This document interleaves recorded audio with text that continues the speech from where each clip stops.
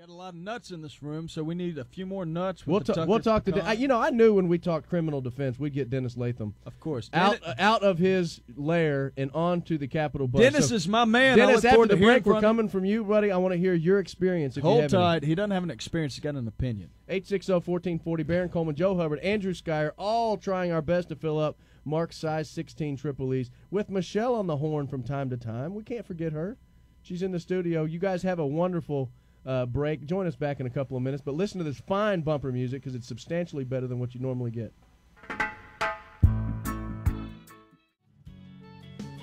We're back. Puffing on the old horn. Get up. Stand up. Shout a little bit. I don't know if anybody was awake at 5 o'clock in the morning, but I was getting in my shower, and like most normal people, every single morning, this drives my wife crazy. Jessica, if you're listening, I apologize that I'm taking such glee in what I'm about to share. But every single morning, I take the alarm clock that is plugged in right next to my wife's head. I unplug it, which shuts it down, which ruins the time. I move it into the bathroom. I crank it all the way up as loud as it will go. I turn on talk radio, and I take a shower. And I listen to talk radio, and I'm sure my neighbors hear it and everything else. But I keep it going. This morning I do that, and it is 5:06 in the morning. I jump into the shower, and I hear Joe at the top of his lungs yelling and screaming into the microphone over some military march music that goes into the Marine Corps theme song about the halls of Montezuma, and Joe is yelling and Hills screaming. of Tripoli. Woo! Get up, run, you're slow. And it was absolutely a blast. I had a good time. As good a time as a man can have washing his hair. So I jump out of the shower. I come in. I did not apologize to my wife for once again doing what I do 5 days a week, which is unplugging her radio. And the thing is, she tells me time and again that is her pet peeve. The thing I do that bothers her the most is unplugging that clock radio. So inconsiderate. And putting it in. I've got I promised we'd come to line one when we got back. Let me just introduce everybody. I'm Baron Coleman, sitting in for Mark Montiel with Joe Hubbard and Andrew Schuyler, SchuylerLaw.com, SKIER Law.com. Like skier. Spelled like skier, pronounced Skyer. Is it spelled like skier? Deliberately confusing. It's spelled just like skier, and you do not ski. No, never have. Have you never skied? You don't look like a skier. Never have. Although you're wearing a fine skiing pullover today that says Poker Stars. I'm dressed appropriately for skiing, but not going to happen. Let me tell you, I've gone skiing many times. I've been down slopes exactly one time. I went down the hill one time. I should have been on the bunny slopes, and I went with some pros of friends of mine in high school, and we went over to Boone, North Carolina. And Boone's a great place. They bring us down this hill, and he says, "Oh yeah, I'll take you to the bunny slopes. Just jump on this lift that says Black Diamond."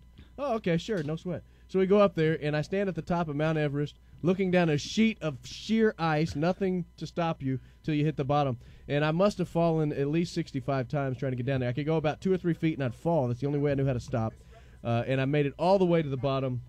I took off my skis. I sat in the lodge. I drank hot coffee and went back to the room and drank other assortments of things that not in high school. No, of course. I mean, hot drinks, hot chocolate, and things like that. Yeah. And I warmed up. And after that, I always enjoyed going on the trips, but I did not actually enjoy skiing. So I've been on ski trips, but I've only skied once. Andrew Schuyler has never skied a single time. Ironic, isn't it? He's a skier, not a skier. Well, let's bring in Dennis Latham. I knew when I started talking about criminal defense, Dennis Latham would come crawling to the phone to share his wonderful tales. Dennis, talk to me. First of all, let me clear up the misrepresentation. I am not a criminal. I have never claimed you were. Dennis, I stood up for you, Dennis. That is not why I called. I called today because Mark Montiel is not there. And anytime Mark Montiel is there, I am possibly going to be put on hold for 42 minutes. And then when I get on the call, I'm probably given 30 seconds to 1 minute to speak. All right. So that's Dennis, Brother Dennis, you got Joe Hubbard and you got Baron Coleman. Tell us what's on your mind this morning. Okay, I'd like to talk to Joe Hubbard, since I know he's very respectful and he won't misrepresent me or try to lead. I'm sorry, Dennis. Joe's not hosting today. I am. Joe's my guest. Oh, come on. And let you Dennis just lost talk. your opportunity no, because that was Baron, rude. No, I will not no, have no, it. no. No, cut him off. No, Hey, come on. Let him Dennis, talk. Let no, the that man was talk. rude. You need to figure out who has the power, Dennis. I have the microphone. You made the man wait on hold Hey, through an entire break. I didn't make him insult me. And he did not insult you. He insulted Michelle. Michelle, turn up that microphone right now. I want to hear what he has to say. Turn it up. Turn it up. When I got the call to do this show for 3 days, Mark said, the show is yours. What you say goes. If you say cut somebody off, cut him off. He's gone. Hey, Dennis, I like you. When you call my office, I answer the phone, and I'm always polite to you. But this is like playing ping pong, okay? No, it's not. I am polite to him, and he was rude to me, and I don't have to put up with it. He was complimentary the power of me, of the purse Barron. strings. He was not rude to you. He was rude to Mark. Let the man talk. He's already gone. He's gone. I'm sorry, Dennis. I tried, Dennis, brother. You know, I like you. I wish you the best. I did not call you a criminal. I just want to clear that up. I just said that you might share with us your experience, if any, in the criminal system. I wondered why you were banging down the door to get in here while we were talking on the criminal defense system. So let's get back to Andrew Skyer, because what we're talking about here, to me, is scandalous. And let me just give you the hard number. The caller of the day today, I'm going to go with Dennis Latham, and here's why I'm going to go with Mr. Latham. Because I thought Dennis made an excellent point when he called him.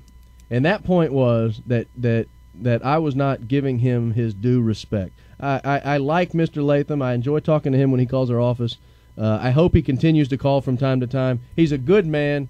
I wish him the best of luck, and I would love nothing more than for Dennis Latham to get a big basket of pecans the day after, or actually it'd probably be Monday next week, maybe Wednesday. We'll draw Wednesday. Nothing better than to have Dennis Latham get a basket of pecans the day before Thanksgiving. Dennis, you got a 1-in-3 shot this week, buddy. And if we could throw in a Twinkie or two, maybe a topless car wash from David Belcher in Chinchula, Alabama, you will be indeed a lucky man, my friend.